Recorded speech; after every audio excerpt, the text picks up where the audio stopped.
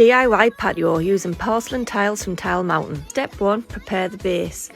Add 100 to 150mm of type 1 aggregate, whack it down and make sure it's tightly compacted.